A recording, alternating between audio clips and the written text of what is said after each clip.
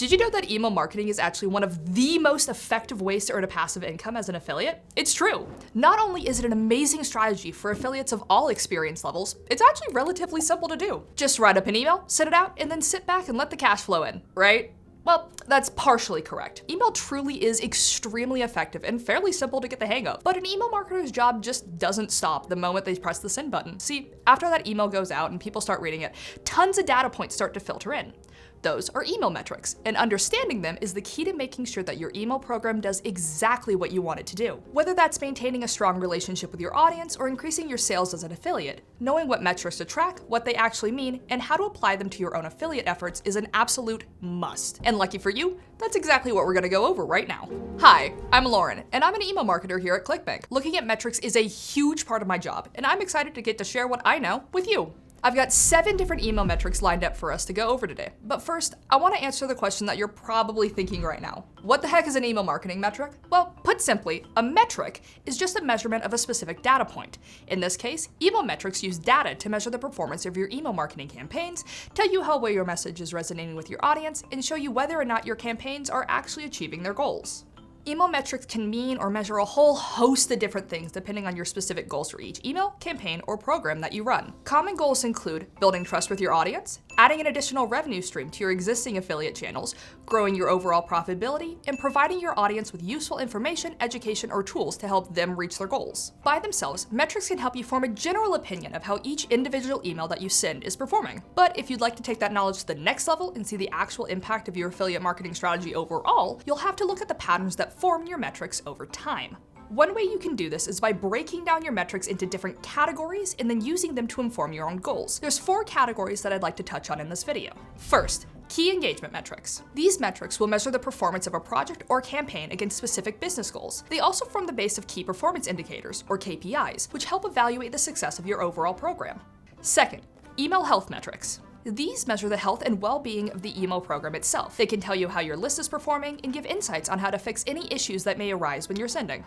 Third, performance metrics. These are used to track how channels and touchpoints are contributing to your conversions and sales numbers. They're where the money comes into play. And fourth, vanity metrics. These present meaningful information on the surface, but they really provide you with no actionable insights. They often focus on quantity over quality, like views or subscribers, and may provide misleading information on how your business is performing if they're not accompanied with proper context. We won't be focusing on vanity metrics for the rest of this video, since they won't actually help you as an affiliate. Instead, we'd like to recommend focusing on quantitative metrics like sales figures or qualitative metrics like consumer feedback. Okay, with that out of the way, let's go ahead and dive into key engagement metrics. First up, open rate. Open rate is a representation of the percentage of people who opened your email. A high open rate typically suggests that you're writing an engaging subject line or that you've got a really engaged subscriber base. The higher the open rate, the better. But as a general rule, anything between 15 and 20% is actually pretty great. If you're seeing open rates like this, then you know you're targeting the right people and using the right subject lines. But if you're consistently seeing lower rates, then that might indicate an issue with your subject lines, audience engagement, or email deliverability. More on that last one later. If you're experiencing an issue with open rates, we suggest trying out A/B testing your emails. Doing that will help you determine what's getting your subscribers to open your emails, as well as what needs a little bit of work, so you can optimize your strategy for the next email that you send.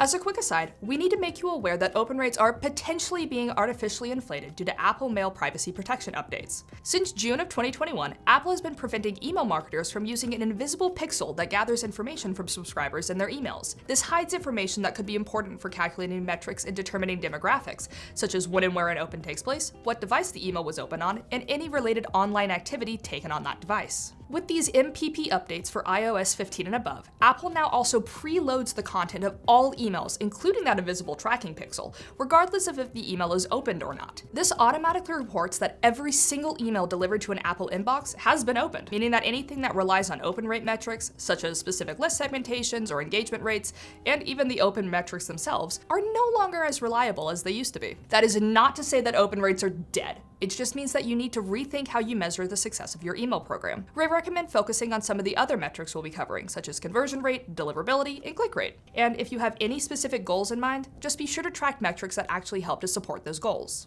Click rate.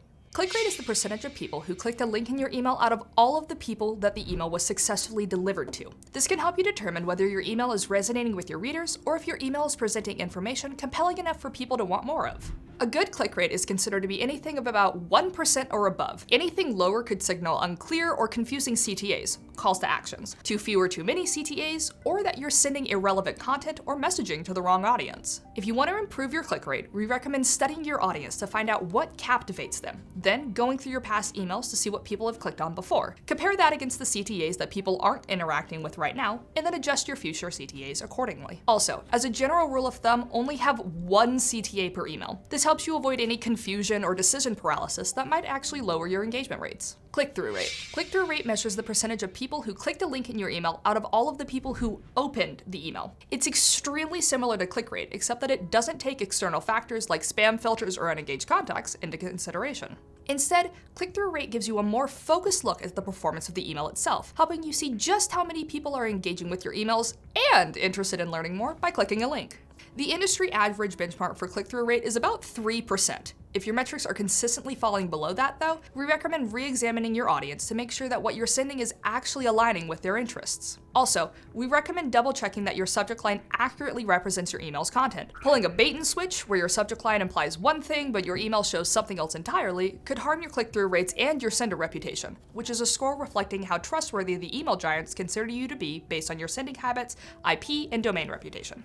As another quick aside, click-through rate is often considered to be interchangeable with either click rate or click-to-open rate. Some email service providers calculate click-through rate as you would typically calculate click rate, the percentage of people who clicked a link in your email out of all the people the email was successfully delivered to. They then calculate click-to-open rate as the percentage of people who clicked a link in your email out of all the people who opened the email, just like how you would normally calculate click-through rate.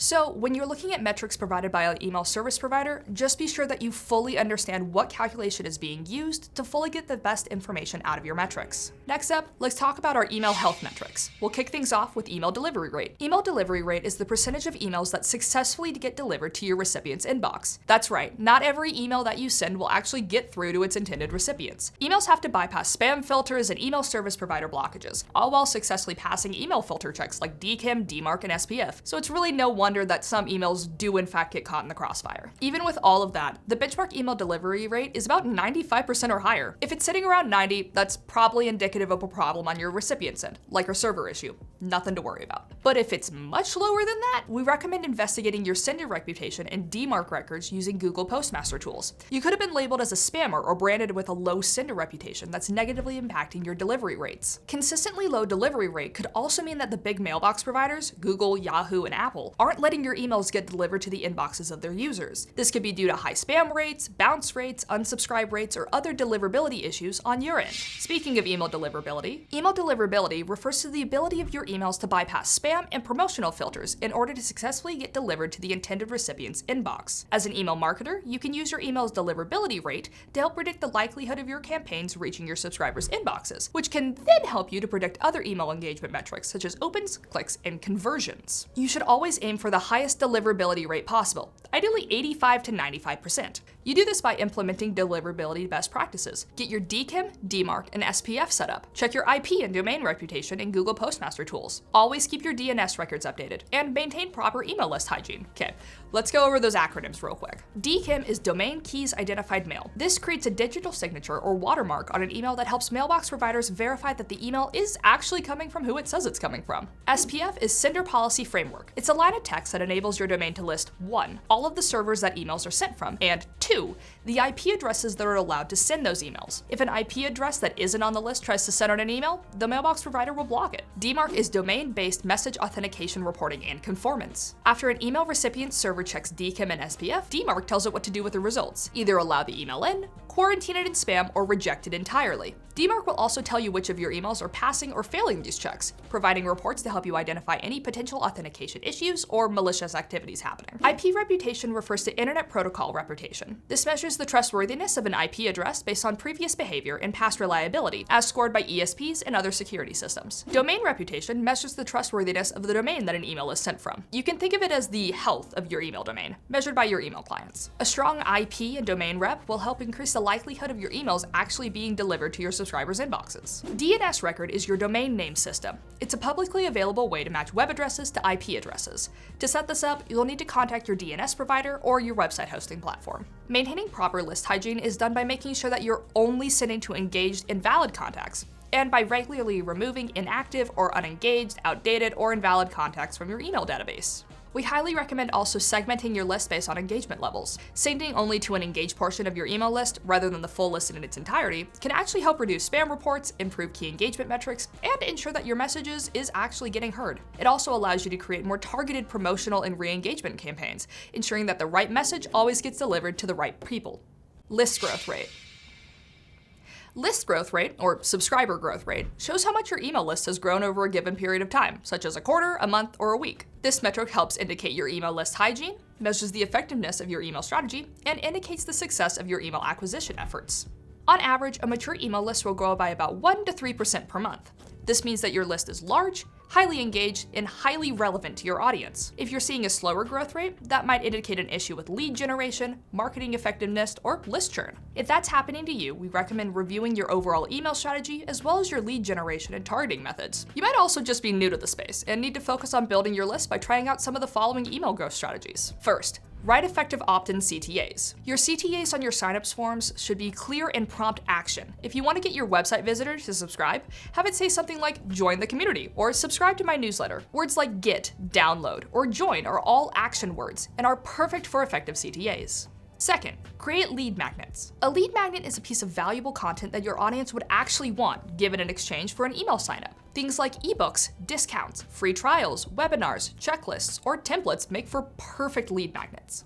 Third, utilize social media. Promote your email list on your various social media platforms to encourage your followers to become email subscribers as well. You could do this by providing social media subscribers with exclusive content, sharing snippets of your newsletter, or doing a giveaway for followers that subscribe to your email list. Fourth, optimize your website. Your landing pages should always contain an optimized and compelling email signup section, but we also suggest experimenting with pop-ups and dedicated landing pages to turn visitors into subscribers as well. Fifth, implement double opt-in. A double opt-in email can actually help ensure that your subscribers do in fact want to receive your content. Now, fair warning, this may actually lower the number of people subscribing to your list, but the people who confirm their interest are way more likely to be highly engaged with your content. And as an added plus, double opt-in processes can actually help protect you from fake emails and potential spam complaints. Email list segmentation can also help improve engagement and subscriber retention. We recommend that you segment your subscribers into smaller groups based on shared characteristics, such as engagement rates, demographics, interests, subscription sources, or purchase history. This type of segmentation will actually help you send more personalized and targeted emails, which may lead to higher engagement, attract more subscribers, and help to reduce email list churn. Finally, let's move on to performance metrics. Conversion rate.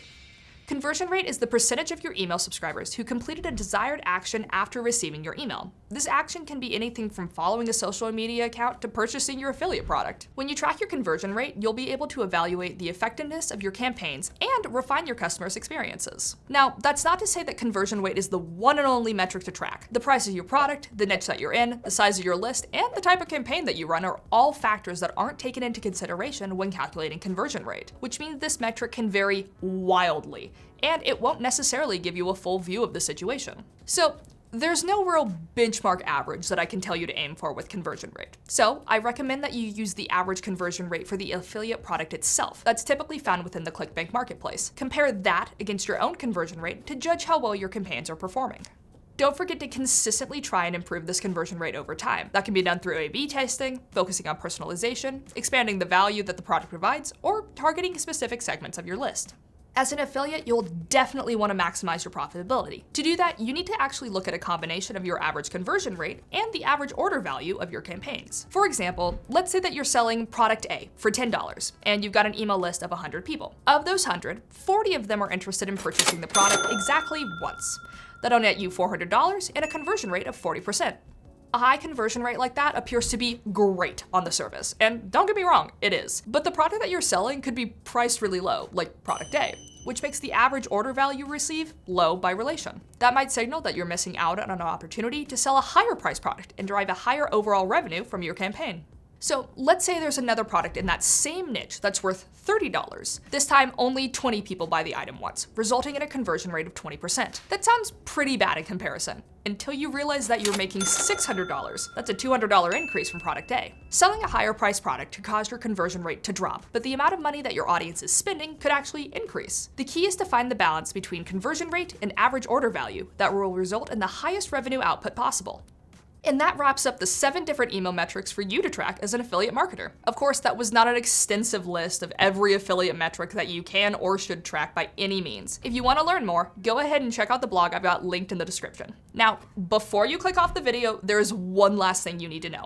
All of these metrics are completely useless. That is, unless you're using them to guide your email strategy. The metrics that you track will provide insights that you need to use to make positive changes and adjustments to your email strategy, whether that means tracking metrics related to email performance, email list health, affiliate commissions, or overall goals. You should have a purpose in mind for each and every goal that you track. For example, let's say that you're tracking conversion rate.